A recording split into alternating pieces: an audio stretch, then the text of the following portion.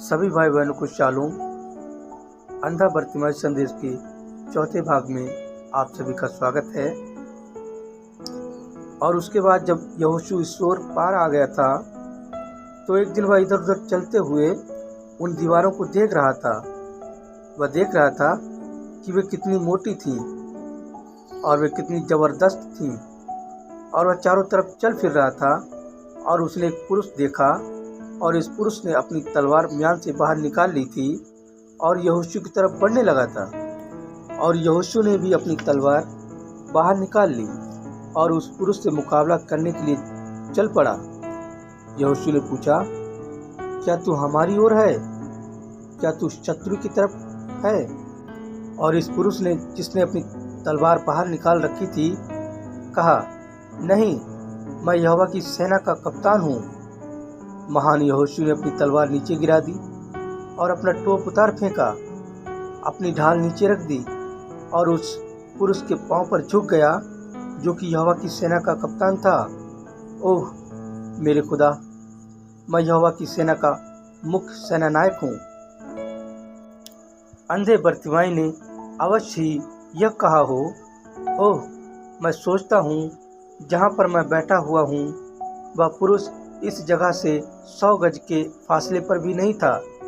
यदि मैं केवल तब रहा होता तो मैं यहोवा की सेना के कप्तान के पास दौड़कर चला जाता और कहता, हे यहोवा की सेना के महान सेनानायक, मुझे मेरी आँखों की रोशनी दे दे कि मैं देख सकूं, कि मैं अपने परिवार के लिए रोजी रोटी कमा सकूं। और यहोवा के सेना के सेनानायक ने मुझे मेरी आँखों की रोशनी दे दी होती। परंतु अफसोस, वे कहते हैं कि आश्चर्य कर्मों के दिन तो बीत चुके हैं। कितना कम वह जानता था, वह यह कितना कम जानता था कि वही कप्तान उससे 100 गज की दूरी से भी कम फासले पर खड़ा हुआ था और प्रभु के नाम में फिर से अपने मार्ग पर आ रहा था। ठीक इस वक्त मैं यही सोचता हूँ, ये लोग जो चारपाइयों पर हैं, कुर्सियों पर हैं और जिन्हें हृदय रोग है, और आपके चाहे जो भी कुछ भी है, और आपको कैंसर है, यहोवा की सेना का वही कप्तान आज रात यहाँ पर पवित्र आत्मा के रूप में है। यदि आप बस अपनी आंखें खोलें और देखें, अपनी समझ को खोलें, तो हो सकता है कि आपको पता लग जाए कि वही हमारे मध्य में है। ध्यान दीजिए, पहली बात आप जानते हैं कि उसने एक शोर आता हुआ सुना। आप जानते हैं कि यह कोई विचित्र सी बात है। जहाँ कहीं आप यीशु को पाते हैं, आपको वहाँ पर काफ़ी ज़्यादा शोरगुल मिलता है। मैं नहीं जानता हूँ कि ऐसा क्यों होता था, और यह कभी नहीं बदला है। जहाँ पर वह होता है, आपको अभी भी वहाँ पर बहुत ज़्यादा शोरगुल मिलता है। एक बार लोगों ने उन्हें खामोश करने की कोशिश करी थी और उसने कहा था, यदि ये चुप हो गए तो तुरंत ही वे पत्थर बोल उठेंगे। कुछ तो बात है जो यह शोरगुल होता है। और वह एक शोर आता हुआ सुनता है, और उनमें से कुछ गा रहे थे, होशाना, उसको होशाना जो प्रभु के नाम से आता है। दूसरे मखौल उड़ा रहे थे, मजाक उड़ा रहे थे। वे फाटक में से आए और यहाँ पर 30 वाली उम्र का एक जवान पुरुष अपना सिर यरूशलेम की ओर किए हुए चला जा रहा था। संसार का बोझ उस पर था, संसार के सारे पाप उस पर लदे हुए थे। वह यहोवा की सेना का मुख्य सेनानायक था। यह ठीक वही था जो यहोशू के साथ जंगल में था, या जो मूसा के साथ जंगल में था।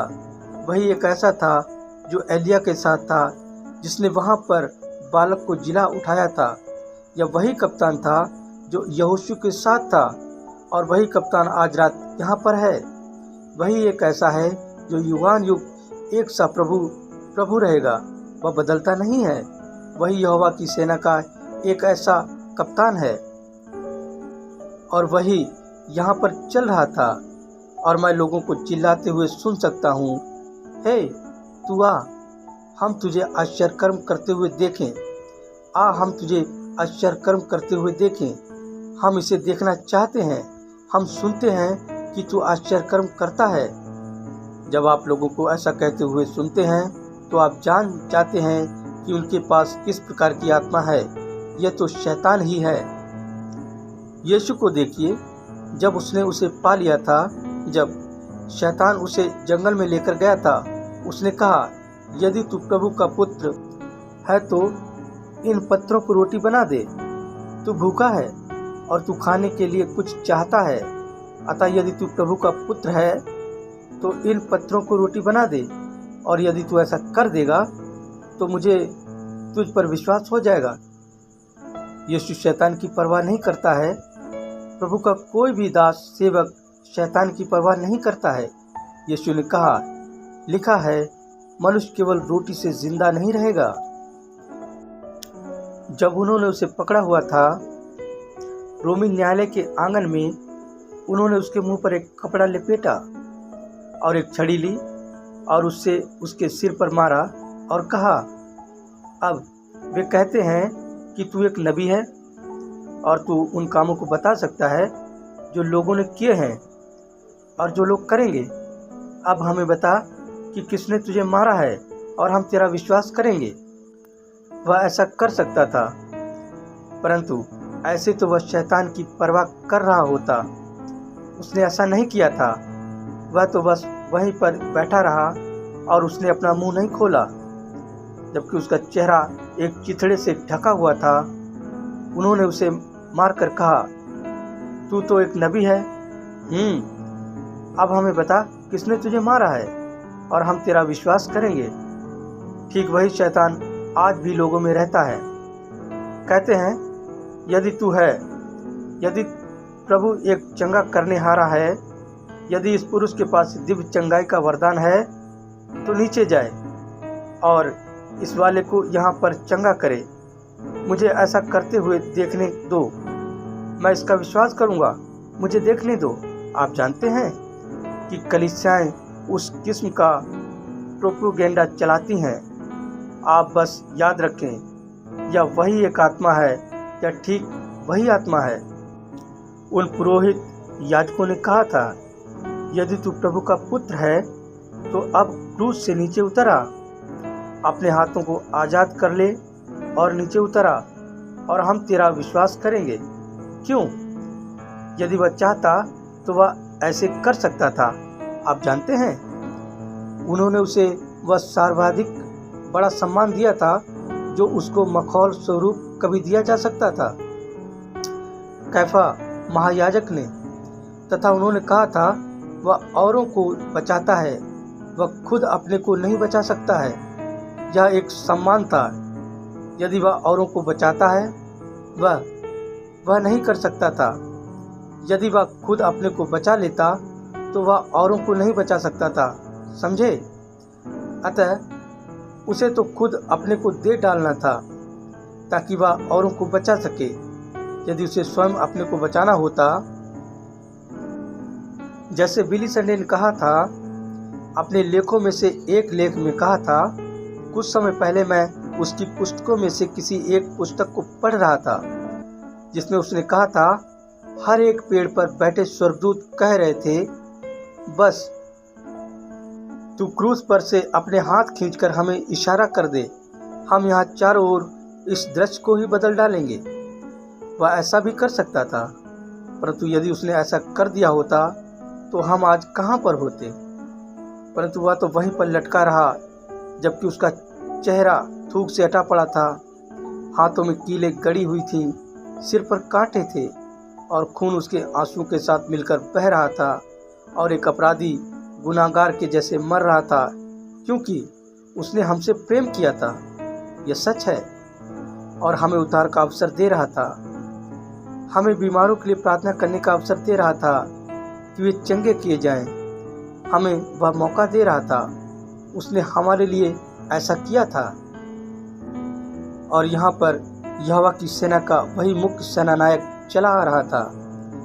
मैं ठीक उस याजक पुरोहित को, जिसने कुछ देर पहले वर्तिमाई से बात करी थी, यह कहते हुए सुन सकता हूँ, यहाँ से बाहर निकल जा, हमें अपने शहर में उन चंगाई सभाओं में से कोई नहीं चाहिए। लोगों का वह झुंड जो उत्साह से भरा रहता है तथा इसी प्रकार का कुछ भी नहीं चाहिए। हठ धार्मिकता का झुंड नहीं चाहिए। गलील का वह नबी जिसका नाजायज जन्म हुआ था और जो कभी किसी सेमिनरी में नहीं गया, नहीं चाहिए। वह हमारे शिक्षण संस्थानों के विषय में कुछ नहीं जानता है। उसका हमारे डिनोमिनेशन से कभी कोई संबंध नहीं रहा है। हम उसके बारे में कुछ नहीं जानते हैं। हम उस चीज़ को रोक देंगे। हमें उससे कोई सरोकार नहीं रखना है। मैं इस बात में सुनिश्चित हूँ। हम ठीक उसी याजक पुरोहित को यह कहते हुए सुन सकते थे, हे, हम समझते हैं कि तूने लाजर नाम मनुष्य को मुर्दों में से बाहर बुलाया था। हमारे पास उनसे भरा हुआ एक कब्रिस्तान है। आजा और उन्हें जिला उठा। यहाँ पर पहाड़ की तरफ आजा। हम उन्हें वहाँ पर सैकड़ों वर्षों से दफना रहे हैं। यहाँ ऊपर आजा और उनमें से किसी एक को जिला दे। हम तुझ पर विश्वास कर लेंगे। परंतु क्या आप जानते हैं, उसने लेश मात्र भी इस पर ध्यान नहीं दिया था। वह तो संपूर्ण जगत का बोझ अपने बेशकीमती प्राण पर लिए हुए अपने मार्ग पर यरूशलेम को जा रहा था ताकि एक बलिदान के रूप में कुर्बान हो जाए। वह तो यरूशलेम की ओर बढ़े चले जा रहा था। वह तो यरूशलेम के पहाड़ की ओर बढ़ा चला जा रहा था ताकि ठीक उन्हीं लोगों के लिए जो उसका मखौल उड़ा रहे थे क्रूस पर चढ़ जाए। वे उस पर सड़े हुए फल या अंडे फेंक रहे थे और उसकी हंसी ठट्ठा उड़ा रहे थे। उसे नगर से बाहर खदेड़ रहे थे, परंतु उसने इस पर कतई ध्यान नहीं दिया था। वह तो बस आगे बढ़ता चला गया था। बर्तिमाई चौकन्ना हो गया।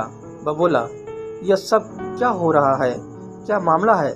मैं यह कैसा शोरगुल सुनता हूँ? और किसी ने कहा, भिखारी, रास्ते से हट। कोई उसे इस तरफ तो कोई उसे उस तरफ कर देता था। और मैं यकीन करता हूँ कि आखिर में यह कोई बहुमूल्य शिष्ट महिला रही होगी।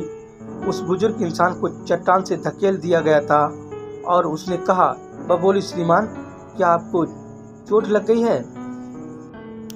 नहीं महोदया, मुझे चोट नहीं लगी है, परंतु मैं समझ नहीं सकता हूँ यह सब शोरगुल किस लिए मचा हुआ है। क्यों? वह बोली, नासरत का यीशु, गलील का भविष्यवक्ता, इस मार्ग से निकले चला जा रहा है।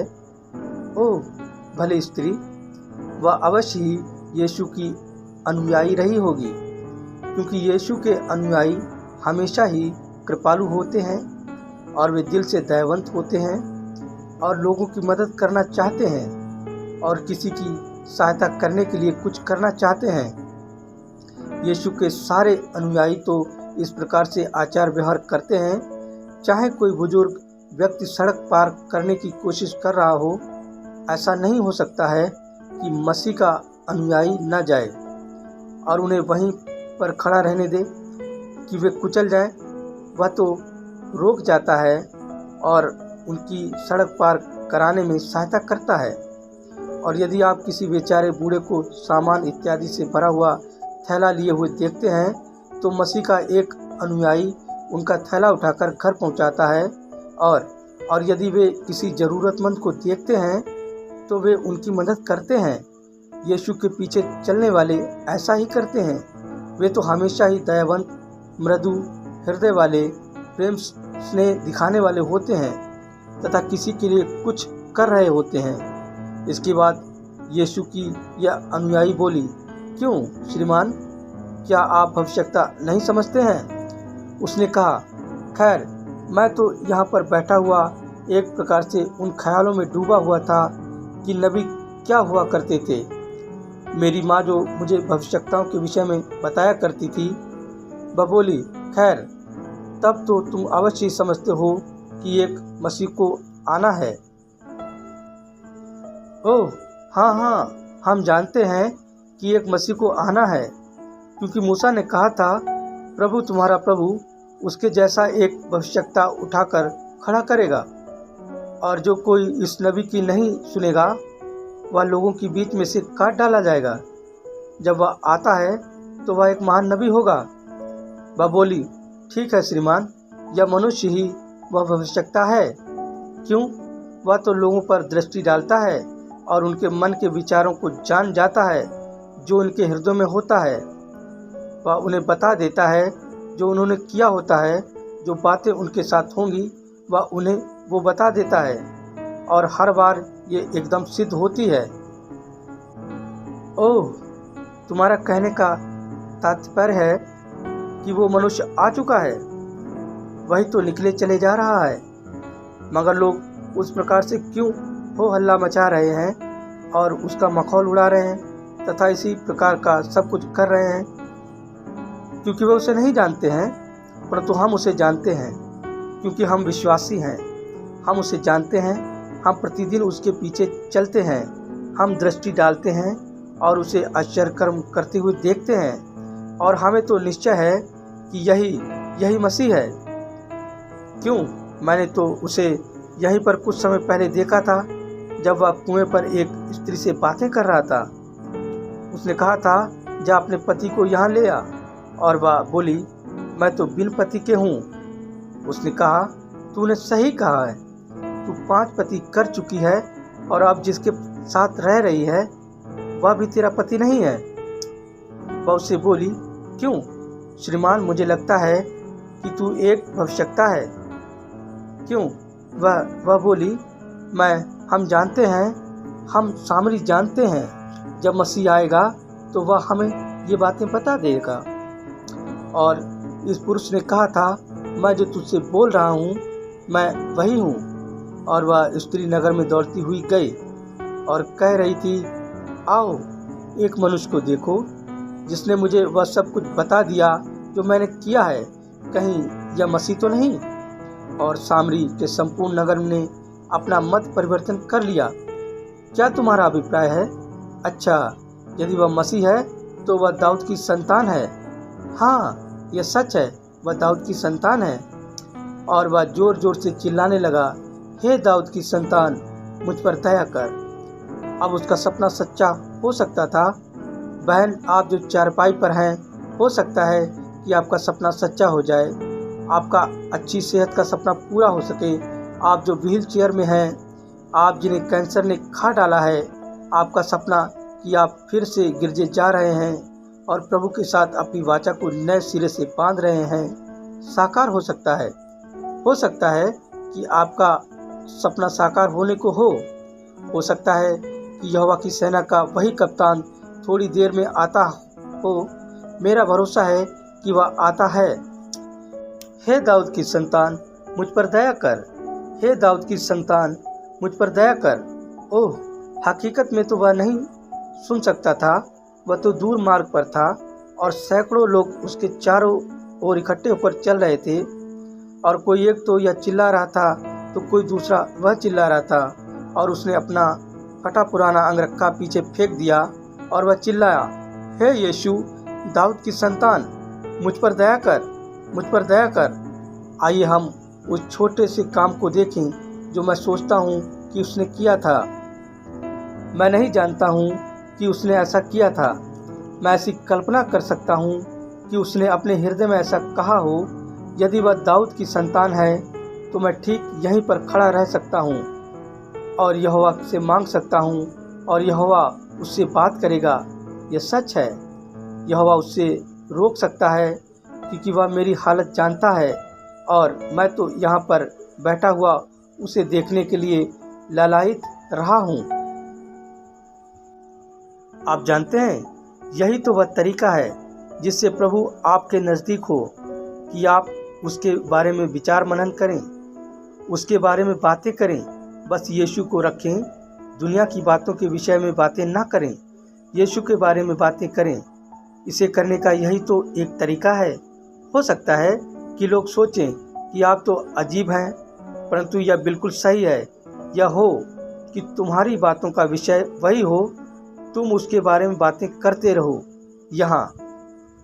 मैं यहाँ पर 1 मिनट के लिए रुकना चाहता हूँ। मेरा बेटा बिली, वह यहीं पर कहीं पर है। लगभग 3 या 4 साल पहले की बात है कि हम एक सभा में थे और उन्होंने किसी किस्म का संगीत या कुछ चलाया हुआ था। वुड रिवर, इलिनॉइस में जब सभा समाप्त हो गई तो हम वहाँ गए और हम कुछ भोजन करने के लिए अंदर गए और उन्होंने किसी किस्म का गीत चलाया हुआ था। मैं नहीं जानता हूँ कि यह क्या था। और वह बोला, डैडी क्या वह एक सुंदर गीत नहीं है? मैंने कहा, क्या गीत? और मैं उन पुराने जियो बॉक्स की, या आप इसे जो कुछ भी कहते हैं, भर्त्सना करता हूँ। मैं एक रेस्टोरेंट में गया और कहा, महिला मेरे साथ मेरा परिवार है, मैं यहाँ पर $2 दे दूँगा यदि आप उस वाहियात चीज़ का प्लग निकाल दें। जब तक कि मेरा परिवार भोजन नहीं कर लेता है, आप बस उसका प्लग निकाल दें। वे पुराने रॉक एंड रोल और बूगी बूगी तथा उसी प्रकार के वाहियात संगीत अशोभनीय हैं। इनसे मैं इतना अधिक बेचैन हो जाता हूँ कि मैं खाना भी नहीं खा सकता हूँ। मैं खुद इन पर कोई ध्यान नहीं देता हूँ, क्योंकि मैं तो खुद अपने को कुछ ऊपर ले जा सकता हूँ और मसीह की ख्यालों में डूब सकता हूँ, जहाँ मैं उसके बारे में ही सोचता रहता हूँ और मैं इसे बिल्कुल भी नहीं सुनता हूँ। अतः थोड़ी देर बाद, तब वह कुंवारा था या उसके विवाह से पहले की बात है, कोई युवती पास से होकर गई और वह बोला, डैडी क्या उसके बाल खूबसूरत नहीं है? मैंने पूछा, कौन? वह बोला, डैडी वह सब कुछ जो आप सोचते विचारते हैं वह बाइबल और प्रभु के बारे में ही है। मैंने कहा, प्रिय बेटे, शुक्रिया, यह तो एक बहुत ही अच्छी सराहनीय बात है। यही है वह जिसके बारे में मैं सोचता हूँ। यह सच है, विचार मनन। काश मैं सारे समय अपना दिमाग उसी पर लगाए रखूं, और ऐसा करना जरूरी भी है। और वहाँ वह खड़ा हुआ था और वह सोच रहा था, मैं उसी के बारे में ही तो विचार मनन कर रहा था, और अब वह यहाँ पर मेरे नज़दीक है, परंतु मेरे और उसके बीच में बहुत से लोग हैं। मैं नहीं जानता हूँ कि मैं क्या करूँगा। हे यहोवा प्रभु, वह तेरा दास सेवक है, वह तेरा पुत्र है। तूने कहा था, यह मेरा सेवक है जिससे मैं अत्यंत प्रसन्न हूँ। मैं अपना आत्मा उस पर रखूँगा, वह अन्य जातियों को न्याय दिखाएगा तथा वगैरह वगैरह। वह तेरा दास है। हे प्रभु, ओह ऐसा हो नहीं पाए नासरत का यीशु यह हो कि वह मुझसे बात कर ले। और लगभग ठीक उसी समय वह रुक गया था। ओह मेरे खुदा, वह रुका और पीछे मुड़ा। शारीरिक तौर पर तो उसे उसकी आवाज़ नहीं सुनाई पड़ी थी, वह उससे काफ़ी दूर था। यदि कभी आप यरीहो में होते हैं तो जहाँ पर ऐसा हुआ था, यह हुआ था, जहाँ पर यह हुआ था, उस सारी भीड़ में वह किसी भी तरह से उसकी पुकार नहीं सुन सकता था। परंतु आपको नहीं करना होता है, उसे आपको नहीं सुनना होता है। यह तो आपका विश्वास ही होता है जो उसे रोक देता है। उस स्त्री को देखिए जिसे लहू बहने का रोग था, जो भीड़ में से होकर आ रही थी, और वह कहती थी, ओह यदि मैं सिर्फ उसका वस्त्र छू सकूं तो मैं चंगी हो जाऊंगी। और उसने भीड़ में से होकर जोर लगाया जब तक कि वह उसके वस्त्र का कोना छू नहीं लिया। अब देखिए, फलस्तीनी पहरावे ढीले ढाले होते हैं। यह एक अंगरखा होता था और उसके अंदर भी एक अंदरूनी वस्त्र पहना जाता था। अब यदि आप शारीरिक तौर पर मेरी जेब छूते हैं तो मैं इसे कदापि महसूस नहीं करूंगा। उस बड़े और ढीले ढाले अंगरखे में तो ऐसा कितना ज़्यादा होगा। उसने इसे शारीरिक तौर पर कदाचित महसूस नहीं किया था, क्योंकि उसने कहा था, किसने मुझे छुआ है? और उसने चारों तरफ निगाह डाली, और पतरस ने तो उसे झिड़का और कहा, अच्छा, हर कोई तो तुझे छू रहा है, तू ऐसी बात क्यों कहता है? वह बोला, परंतु मुझे लगता है कि सामर्थ मुझ में से निकल कर गई है। और उसने चारों तरफ देखा और उसने भीड़ पर दृष्टि डाली, और उसने लोगों की भीड़ में से उस स्त्री को ढूंढ निकाला था, और उसने उस स्त्री को बताया था कि उसे लहू बहने का रोग था, और उसके विश्वास ने उसे चंगा कर दिया है। अब ठीक वही प्रभु वहाँ पर था जो जानता था। जब ऊपर जाते हुए वह ठीक वही एक सा यीशु था जिसके पास तक अंधा बर्तिमाई नहीं पहुँच सकता था। वह तो उससे बहुत दूर था, परंतु उसके विश्वास ने यीशु को रोक दिया था। देखिए, उस पर जगत के पापों का बोझ लदा हुआ था, उस पर उस हर एक जानदार की मृत्यु थी जो कभी मरा था या जो कभी मरेगा, या उस पर धरी हुई थी। उस पर उस प्रत्येक पाप का बोझ लदा हुआ था जो कभी किया गया था या जो कभी किया जाएगा, और वह कलवरी की तरफ अपने मार्ग पर चला जाता था। और इस बीच में धार्मिक लोगों की शोर मचाती हुई भीड़ जो उसका मखौल उड़ा रही थी और उसे किसी मुर्दे को जिलाने या किसी को चंगा करने के लिए चिल्ला चिल्ला कर कह रही थी, परंतु उस अंधे भिखारी के विश्वास ने उसे उसके मार्ग में रोककर निश्चल कर दिया था। यदि मुझसे संभव हो सका तो मैं एक रात को इस पर प्रचार करना चाहता हूँ। यीशु निश्चल खड़ा हो गया। देखिए, ऐसा कितनी बार हुआ था। जब यीशु वहाँ पर निश्चल खड़ा हुआ था तो वह मुड़ा और बोला, उसे यहाँ लेकर आओ। तू क्या चाहता है कि मैं तेरे लिए करूं? ओह, मैं उसे देख सकता हूं। जब आपको मालूम हो जाता है कि आपने उसका ध्यान अपनी ओर खींच लिया है, कहा, ओह देख, वह तुझे बुलाता है, ढांढस बांध। उसने अपना अंगरखा फेंक दिया और उस पर दृष्टि डालिए। उसने इसे बहुत अधिक संभाल कर नहीं रखा था कि जब वह लौट कर आए तो आसानी से ढूंढ ले। वह जानता था यदि वह कभी यीशु के संपर्क में आ गया तो वह अपने अंगरखे को देख सकता है जब वह वापस लौट कर आता है। अतः यही तो तरीका है, ऐसा ही तो है। यदि कभी उसका यीशु के पास आकर संवाद हो गया, यह मामला ही बदल जाएगा और उसे बाद से वह देख सकता था। अतः उसने बस अपना अंगरखा दूर फेंका और वह चल पड़ा। और उसने कहा, तू क्या चाहता है कि मैं तेरे लिए करूं? वह बोला, प्रभु, यह कि मैं देखने लगूं। यही उसके दिमाग में था। उसने उससे इस बाबत बात नहीं करी कि स्वर्ग कितना सुंदर है, परंतु उसकी तो एक ज़रूरत थी। मैं अपनी आंखों की रोशनी पाना चाहता हूँ, यह कि मैं देखने लगूं। यीशु ने कहा, अपनी आंखों की रोशनी प्राप्त कर, तेरे विश्वास ने तुझे बचा लिया है। यह विश्वास ही था जिसने उसे रोक दिया था।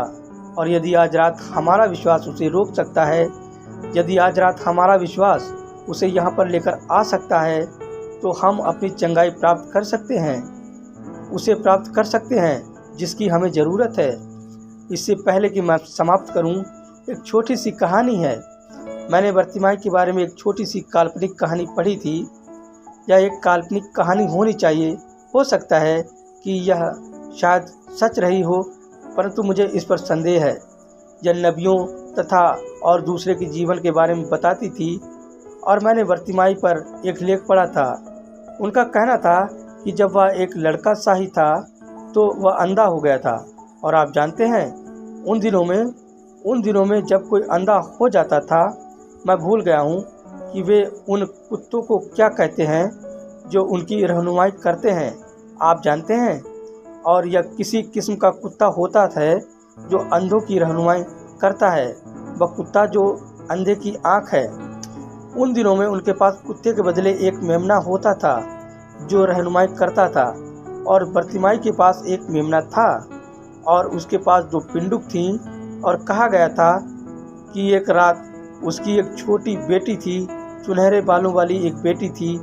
और एक रात वह बच्ची बीमार हो गई और उसके पास था। वह बाहर गया और उसने प्रार्थना करी और उसने कहा, प्रभु, यदि आप मेरी बच्ची को भला चंगा कर देते हैं तो मैं कल आपको अपनी दोनों पिंडुक अर्पित कर दूंगा। वही एकमात्र ऐसी चीज़ थी। वे छोटी छोटी पिंडुक एक दूसरे पर कलाबाजी करके करतब दिखाया करती थीं और यह उसके पास सैलानियों को आकर्षित करने के लिए मनोरंजन का एक छोटा सा साधन था। और वे उसके कटोरे में उसके लिए एक सिक्का या ऐसा ही कुछ डाल देते थे। और उसने कहा था, प्रभु, यदि आप मेरी बच्ची को ठीक कर देते हैं तो मैं कल अपनी दोनों पिंडुक को गिरजे में लेकर जाऊंगा और मैं इन दोनों पिंडुक को आपको अर्पित कर दूंगा। और ऐसा हुआ कि उस छोटी लड़की का बुखार टूट गया और वह भली चंगी हो गई। इसके कुछ हफ्तों के बाद उसकी पत्नी बीमार हो गई और वैद्य ने आकर बताया कि उसके लिए कुछ भी नहीं किया जा सकता है। वह वो सब कुछ कर चुका था जो वह करना जानता था और वह अपने घर की भीत के सहारे अपने घर से बाहर निकलकर गया और उसने कहा, ओ यहोवा, यदि तू मेरी प्रिय पत्नी को जिंदा रहने देता है तो मैं तुझसे वायदा करता हूँ, मेरे पास तुझे अर्पित करने के लिए और कुछ नहीं है, अतः मैं अपना मेमना तुझे चढ़ा दूंगा। यही वह था जो उसकी रहनुमाई करता था। अतः और अगली सुबह उसकी पत्नी की तबीयत बेहतर हो गई थी। अतः वह अगले दिन अपने मार्ग पर था, अगुवाई करी, अपने मेमने को बलिदान करने के लिए चल पड़ा। वे कहते हैं कि उसने महायाजक से भेंट की। वह बोला, हे अंधे बर्तिमाई, तू इस सुबह कहाँ जाता है? उसने कहा, हे प्रभु के महायाजक, मैं अपने मेमने को मंदिर में बलिदान करने के लिए जा रहा हूँ। जब मैंने अपनी पत्नी के लिए प्रार्थना करी तो वह ठीक हो गई, और मैंने यहोवा से वायदा किया था कि मैं यह मेमना उसे अर्पित कर दूंगा। और महायाजक ने बोला, उसने अपने पैसों की थैली ली और बोला, हे बर्तिमाई, तू इस मेमने को बलिदान नहीं चढ़ा सकता है। बोला, मैं तुझे पैसे देता हूँ और बेचने वालों या लेन देन करने वालों के पास चला जा, और बोला, तू वहाँ पर जा और एक मेमना खरीद कर बलिदान अर्पित कर दे। उसने कहा, हे महायाजक, तेरा बहुत बहुत धन्यवाद, परंतु कहा, मैंने प्रभु से कभी भी एक मेमने का वायदा नहीं किया था, मैंने उससे इस मेमने का वायदा किया था। मित्र, आज की यही सबसे बड़ी परेशानी है। ईस्टर को हम वेदियों को कुमुदिनियों से भर देते हैं। प्रभु, वह वेदी कुमुदिनियों के लिए नहीं बनाई गई थी, वेदी तो आपके लिए बनाई गई थी। देखा, समझे? परंतु हम तो अपने विकल्प के रूप में कुछ और लेकर आना चाहते हैं। हम वह नहीं कर सकते हैं। हमारा विकल्प तो मसीह लाया जा चुका है। उसने कहा, मैंने उससे कभी भी एक मेमने का वायदा नहीं किया था, मैंने तो उससे इसी मेमने का वायदा किया था। और महायाजक बोला, बर्तिमाई, तू इस मेमने को अर्पित नहीं कर सकता है। यह मेमना तो तेरी आंखें हैं, तू उस मेमने को बलिदान करके नहीं चढ़ा सकता है। उसने कहा, ओह प्रभु के महायाजक, यह बात पूर्णतः सच है, परंतु यदि मैं प्रभु के प्रति अपना वादा निभाता हूँ तो प्रभु ही अंधे बर्तिमाई की आंखें बनने के लिए एक मेमना प्रदान करेगा। यह एक ठंडी सुबह थी जब प्रभु का मेमना प्रदान किया गया था। प्रभु का मेमना अंधे बर्तिमाई की आंखों के लिए प्रदान किया गया था। मैं उसे उसके बाद देख सकता हूँ जब उसने उससे कहा था, अपनी आंखों की रोशनी ग्रहण कर। वह कुछ मिनटों के लिए खड़ा हुआ अपने हाथों को देखता है। ओह, उसने मुझसे कहा था कि मैं इसे पा लूँगा। उसने कहा था कि मेरी आंखों की रोशनी आ जाएगी। सड़क पर लोगों की भीड़ चले जा रही थी। थोड़ी देर बाद उसने एक परछाई देखी। उसने कहा, ओह, ये रही। मैं अपनी उंगलियों को हरकत करते हुए देखने लगा हूँ। और वह प्रभु की महिमा करता हुआ दौड़ने लगा। यकीनन प्रभु ने अंधे बर्तिमाई की आंखों के लिए एक मेमना प्रदान किया था। ठीक वही मेमना आपके लिए, बहन, आपके लिए, आपके लिए, आपके लिए, मेरे लिए प्रदान किया गया है। जो कोई चाहेगा, आज रात हमारी आंखों के लिए प्रभु का एक मेमना प्रदान किया गया है, ताकि हमारी आंखें, जो कि हमारी आत्मिक दृष्टि हैं, खुल जाएगी और हम पहचान लेंगे कि प्रभु यीशु हमारे मध्य में मौजूद है। होने पाए आज रात वह ये प्रदान करे, यही मेरी प्रार्थना है। हमारे स्वर्ग पिता, हम आपका बाइबल की कहानियों के लिए धन्यवाद करते हैं। वे हमारे लिए काफ़ी कुछ हैं। वे हमें अच्छी लगती हैं क्योंकि वे हमारे लिए जीवन हैं। हम देखते हैं कि आप क्या थे, और जो आप कल थे वही आप आज हैं, और वही आप युगानुयुग रहेंगे। और अब हे पवित्र प्रभु, धरती और आकाश के सृजनहार, आज रात फिर से पवित्र आत्मा भेज दे। यीशु ने कहा था, जब पवित्र आत्मा आएगा तो वह मेरी ही बातों को लेकर तुम्हें दिखाएगा। वह तुम्हें आने वाली बातों को दिखाएगा। वह सत्य की गवाही देगा। वह मेरी ही गवाही देगा। यीशु ने ही ऐसा कहा था और हम जानते हैं कि यह सत्य है। और पिता, मैं प्रार्थना करता हूँ कि आज रात पवित्र आत्मा यहाँ पर सभा के लोगों में ठीक उन्हीं कामों को करे जो यीशु ने तब किए थे जब वह यहाँ धरती पर था, ताकि लोग समझ जाएं और इन लोगों की, उनमें से हर एक की आंखें खुल जाएं उनमें से बहुत से भले निष्ठावान मसीह लोग हैं और वे आपसे प्रेम करते हैं और वे आपसे अपने संपूर्ण हृदय से प्रेम करते हैं। अब पिता उनकी आत्मिक आंखें खोल दीजिए ताकि वे समझ सकें कि ये ठीक वही बातें व काम हैं जिनके लिए आपने कहा था कि ये होंगे। ये पूर्णता आपकी प्रतिज्ञा है, जैसा कि आपने हम से प्रतिज्ञा करी थी और होने पाए कि हम इसे आज रात्रि देखें, जीवते प्रभु के हाथ को अपने मध्य में देखें और तब सारे लोगों की आंखें खुल जाएंगी और तब हम सब अपनी चंगाई, अपना उद्धार ग्रहण कर लेंगे। और जब आज रात गिरजा बंद होता है, होने पाए कि हम उनके जैसे ही कहने पाएँ जो इम्माउस से आए थे, जब आपकी मृत्यु हो चुकी थी और आपको दफनाया जा चुका था और आप फिर से मुर्दों में से जी उठे थे, तो आप सारे दिन भर उनके साथ चले थे और उन्होंने आपको पहचाना नहीं था। परंतु उस रात जब आपने उन्हें अपने साथ निराले में बंद कर लिया था, तो आपने कुछ ऐसा किया था जो आपने सलीबी मौत सहने से पहले उनके सामने किया था। वे जान गए थे कि आप बिल्कुल भी मुर्दा नहीं हैं, वरन आप तो मुर्दों में से जी उठे हैं, क्योंकि कोई भी इंसान उन कामों को जिस रीति से आपने किया था नहीं कर सकता था। और वे आनंद मनाते हुए और ये कहते हुए घर गए थे, जब वह हमसे मार्ग में बातें करता था, तो क्या हमारे मनों में उत्तेजना उत्पन्न नहीं हुई? आज रात उन कामों का फिर से दोहराया जाना प्रदान कीजिए। प्रभु, हमारे मध्य में आइए, हमारे शरीर लीजिए, मेरी इस जर्जर देह को लीजिए। यदि आप इसका उपयोग कर सकते हैं तो इसका उपयोग करें। पिता, बिना उनके शरीरों का उपयोग किए आप मेरे शरीर का उपयोग नहीं कर सकते हैं, अतः बीमार लोगों के शरीर का उपयोग करें। आज रात्रि अपने आदर और महिमा के लिए हमारे प्राणों और शरीर का उपयोग करें, ताकि दूसरे देख सकें और चंगे हो सकें, क्योंकि हम इसे सेनाओं के यहोवा के कप्तान यीशु के नाम से मांगते हैं, आमीन। प्रभु आप सभी को आशीष दें। अंधा बर्तिमाई संदेश का 5वां भाग आप सभी के सम्मुख जल्दी प्रस्तुत किया जाएगा। जय मसीह की।